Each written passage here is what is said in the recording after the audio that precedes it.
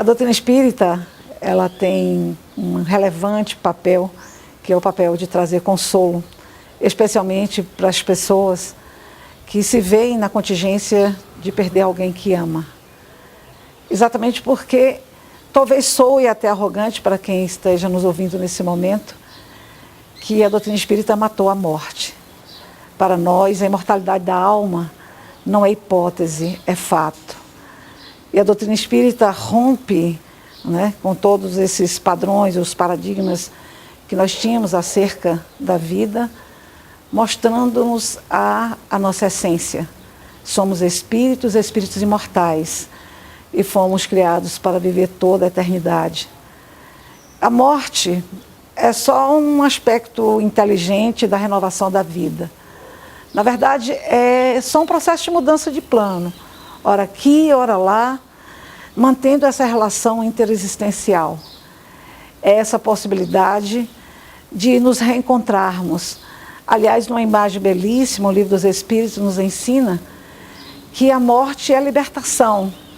É como se imaginássemos dois seres que se amam profundamente, presos em uma cela. E de repente chega o alvará de soltura para aquele que, né, teve o privilégio de libertar-se primeiro. Aquele que fica tem um consolo de saber que o seu amigo, o seu companheiro, o seu ente querido agora é livre. E um dia também ele será. O seu alvará chegará. E aí é uma festa. Porque, na verdade, se na cultura judaico-cristã ocidental nós pranteamos o momento da morte, nós lembramos que morrer é muito mais fácil do que nascer.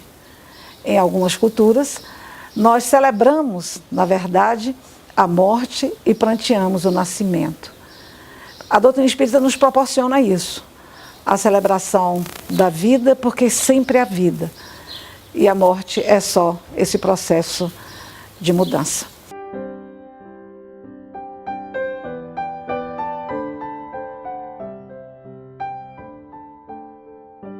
O momento em que meu filho desencarnou, eu estava presente. E isso fez com que o trauma fosse bem maior. Porque eu assisti tudo, não só assisti, como também lutei para salvá-lo. Lutei até o final tentando salvá-lo. E toda a cena, aquelas cenas do momento, ela ficou revivendo na minha mente. Todos os dias, principalmente pela manhã, quando eu acordava, era como se meu filho estivesse morrendo novamente. Eu percebia, de repente, que eu estava revivendo aquilo. E foi muito difícil, eu levei muito tempo para que eu acostumasse, tirasse isso da minha cabeça. Tive apoio de psicólogos, né, me ajudando, de terapias, e me ensinaram a tirar aquele pensamento, não expulsá-lo, mas sim ir tirando devagarinho e colocando outro pensamento no local, e eu fui fazendo esse exercício, fui fazendo até que eu consegui. Hoje, por exemplo, meu filho faz 2 anos e meio que partiu, e eu dificilmente revivo aquela cena. É óbvio que eu lembro, né? Lembro, claro. A gente lembra sempre, sofre, até acho que para sempre a gente vai sofrer quando lembrar daquele momento, mas eu já não revivo mais, né? Aquela dor dilacerante que eu sentia ao reviver o momento, eu já não sinto mais, já foi superado.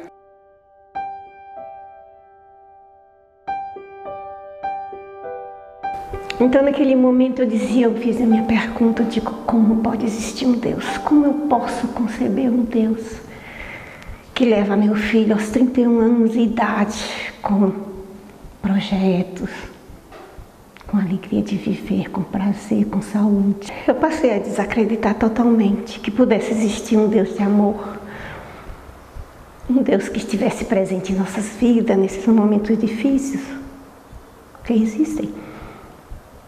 Me isolei totalmente da família, dos amigos. A verdade é que eu queria morrer também.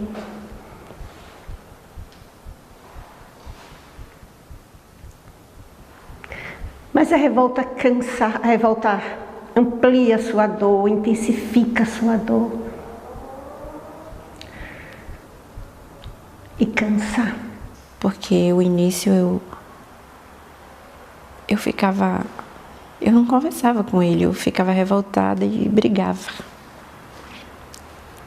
com Deus, né? Brigava com Deus a respeito de ter levado ele. No início, quando a gente começa a ficar revoltada e ficar... Porque toda mãe quer ir primeiro, não quer que o filho vá, quer que, né, pela lei da vida, a gente pensa assim. E a gente nasce aquela revolta e foi aonde eu percebi que isso ia fazer mal para ele.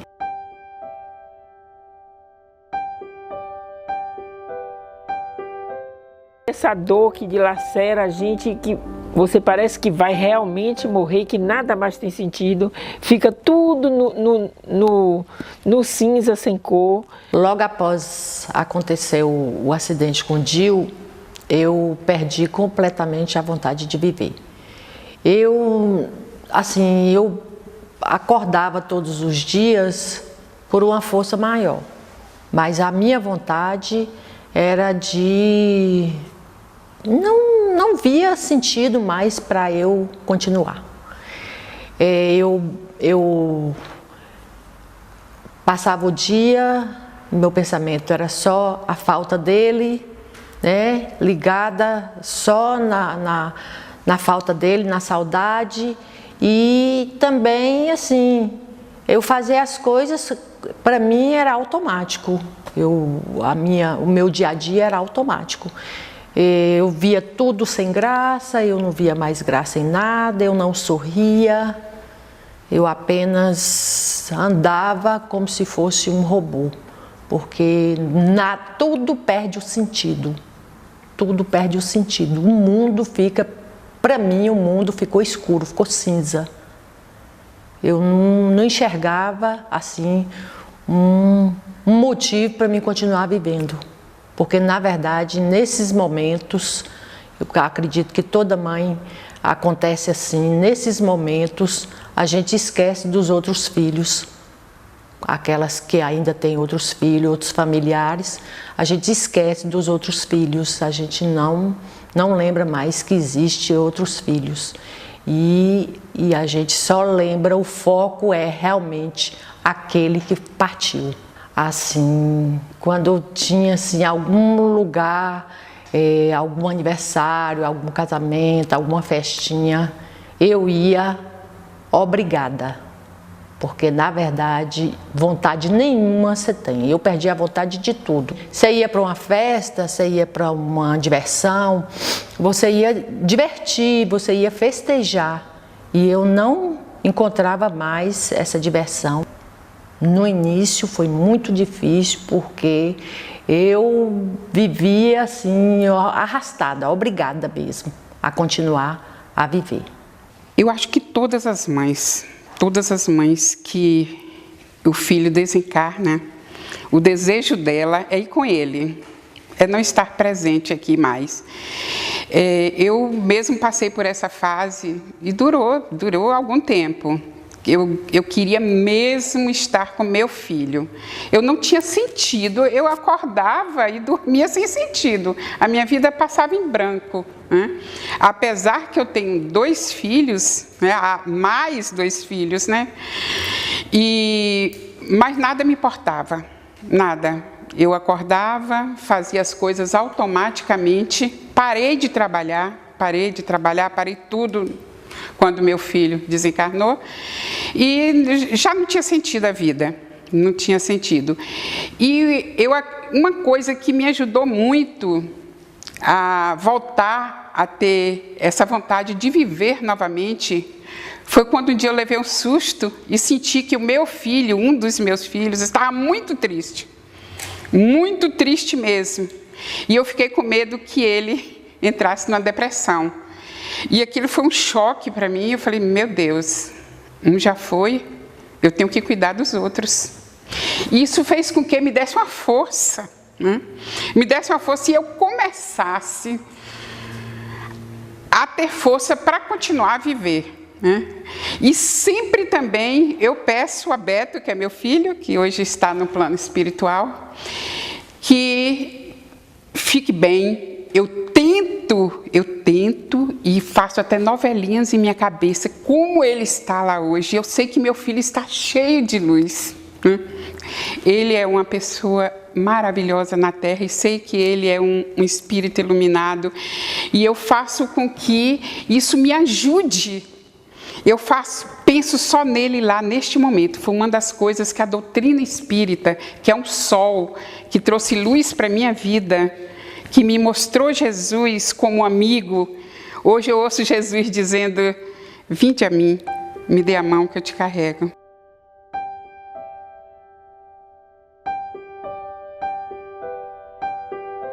Bom, quando eu recebi a notícia do falecimento das minhas filhas, eu me senti muito culpada, porque eu estava com elas no hotel e elas desceram a escada e vieram: mãe, espera para você ir com a gente, que pai vai sair mais tarde e aí você fica para ir com a gente. Eu falei: não, Monique, eu vou na frente, eu vou com seus tios e mais tarde vocês vão sem problema. Quando eu cheguei em casa, ainda liguei, avisando que eu já havia chegado e tudo. Quando passou uns 30 minutos, chegam meus irmãos me dando a notícia do falecimento. E aí eu fiquei desesperada, porque eu fiquei achando assim, se eu tivesse ficado lá, por que Monique me pediu para que eu ficasse lá e eu não fiquei? Aí eu achei que se eu ficasse, eu achei que o pai dela não ia dar o carro para ela dirigir, porque ela já dirigia há muito tempo. Não que ela não soubesse dirigir, mas eu acho que por eu estar lá, eu ia impedir que ela dirigisse, ou então até o jeito de eu entrar no carro, que eu poderia ter salvo uma das duas, né? Que foram as duas de uma vez só, porque o carro bateu de um lado assim, onde afetou as duas. E aquela dor que a gente sente assim, aquela dor que arrebenta, eu falo aquela dor assim que quando eu vejo uma mãe sentindo aquela dor, se eu pudesse eu tirava daquela mãe, sabe? Porque quando eu vinha a culpa, que eu achava que eu podia ter feito alguma coisa, que eu podia ter ficado lá, já que minhas filhas me pediram para que eu ficasse lá, e eu não fiquei, isso ali a dor ainda aumentava mais ainda. E eu carreguei isso por 2 anos e meio. Até que eu fui convidada para participar do grupo das mães que perderam seus filhos. E lá, a primeira coisa que começou a esclarecer para mim foi referente a como que eu ia saber que ia acontecer um acidente naquele dia. Como que eu ia saber o que eu ia fazer, que aquele era o último dia delas. Então, eu não poderia imaginar, mas a dor é tão grande assim, e o choque é tão grande que a gente se sente culpado por alguma coisa. E aí eu fui compreendendo que se eu não sabia que aquele era o dia que eu tinha que ficar o último momento com elas, que eu não podia fazer nada, quando tem que acontecer, né? Acontece, a gente não pode adivinhar para que a gente possa impedir que isso aconteça. Não, essa culpa aí leva a gente até a depressão, porque fica rodando o tempo todo na mente da gente assim, ó, eu poderia ter feito isso, eu poderia ter ficado lá. E isso atrapalha muito. Eu não conseguia trabalhar direito, eu faltava muito trabalho por conta dessa dor e dessa consciência pesada. Eu vou dizer aqui, quando eu fui esclarecida de que na realidade, eu até que sabia, porque eu sou espírita, eu acredito na imortalidade da alma e também acredito que nós todos temos uma missão aqui, e quando nós cumprimos nossa missão, aí chega o momento da gente partir para o plano espiritual. Mas, diante da dor, diante dessa culpa toda, isso não clareava na minha mente. Aí depois do grupo, que eu participei do grupo, depois que veio esse esclarecimento, aí eu comecei a me sentir mais aliviada. Aí eu aprendi também a administrar essa dor que eu tinha, que no momento que minha mente já via que eu não podia ter feito nada, que realmente os dias delas tinham chegado, aí Isso ali já foi me ajudando e me ajudou muito. Quando eu recebi esse esclarecimento, eu já fui ficando mais leve, a dor eu já fui administrando melhor essa dor. Ela já foi ficando mais amena.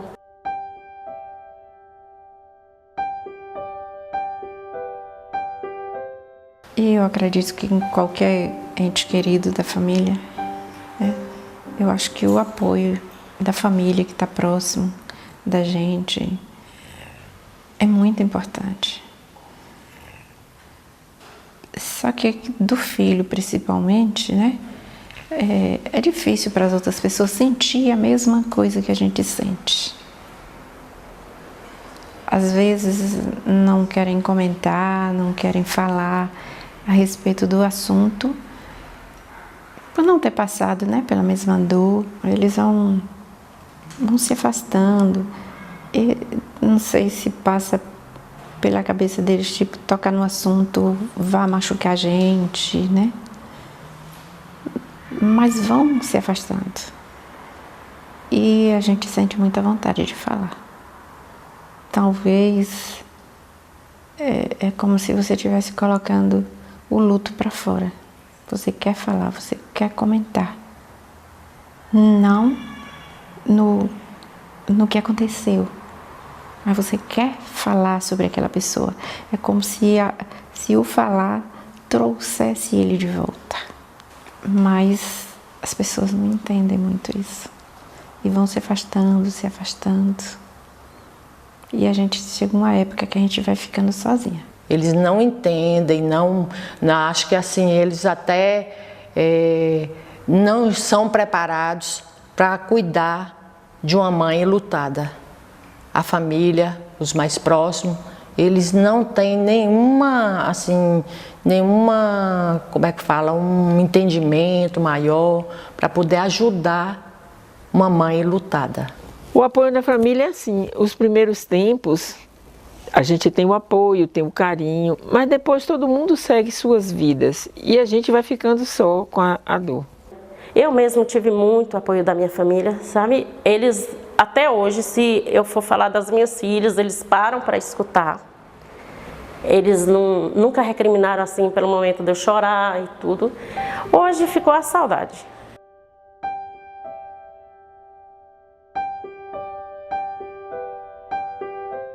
Mas nesse momento que eu estava só com a minha dor, que as noites eram terríveis para atravessar, foi quando eu descobri a doutrina espírita, que foi o maior consolo que Deus pôde botar na minha vida.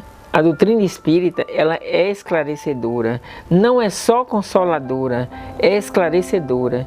Então esse esclarecimento foi me dando alegria, porque ela não só esclarece a gente a morte, mas a vida em si, e que a gente tem que prosseguir. Hoje eu tenho certeza que um dia eu vou reencontrar meu filho, porque eu aprendi que é através do amor que o reencontro se dá, e que a vida é infinita. Eu não tinha nem noção de como era a vida. Eu às vezes falo, e eu ouço aquela música de Roberto Carlos que fala assim: e como essa multidão, essa gente não sabe aonde vai, nessa multidão ia eu, sem saber para onde ir. E hoje eu tenho um rumo, hoje eu tomei uma direção, hoje eu tenho um norteamento na minha vida, tudo depois da morte do meu filho.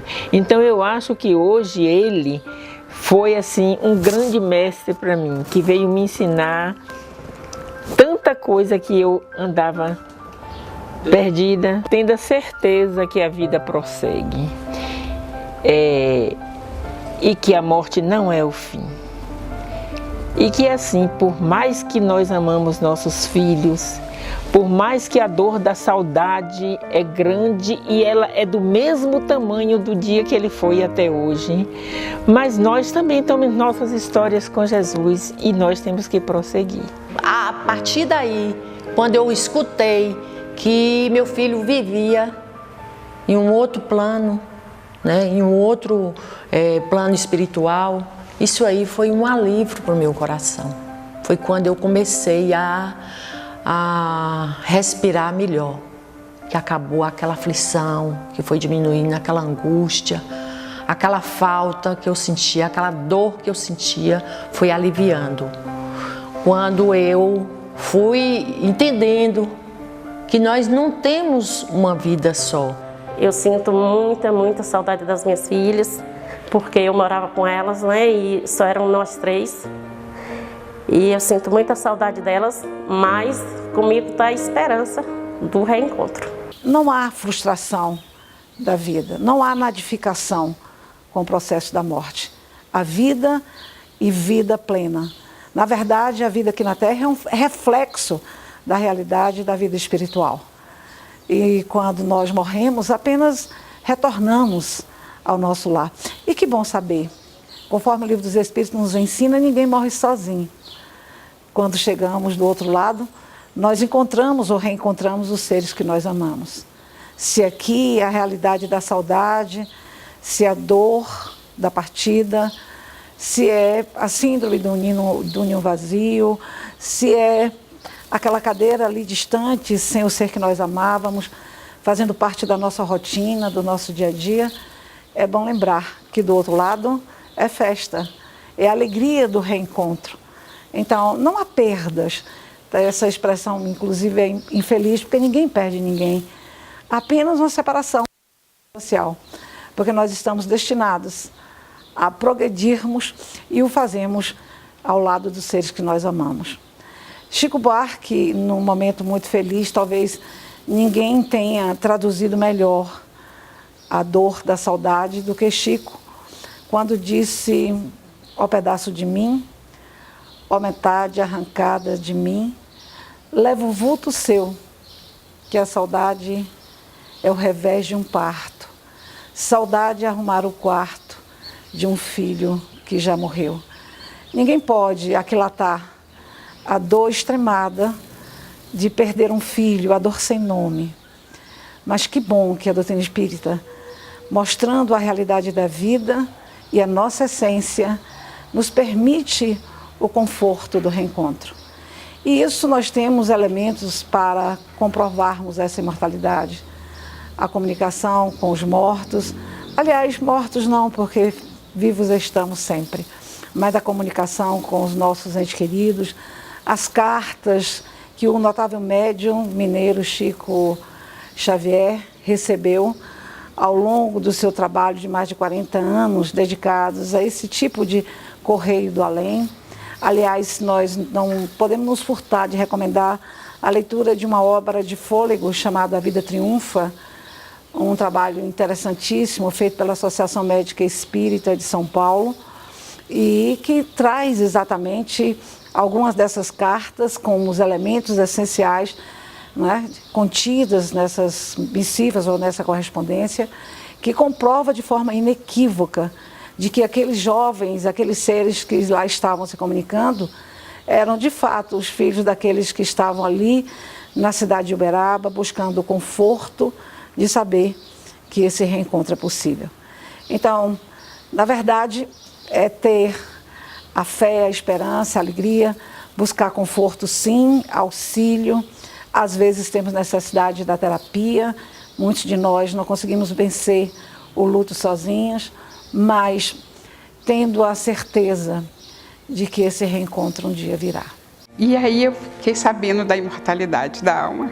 Que coisa linda eu descobri que meu filho continua vivo, né? E que um dia nós vamos nos reencontrar, vamos nos abraçar e vamos conversar muito ainda.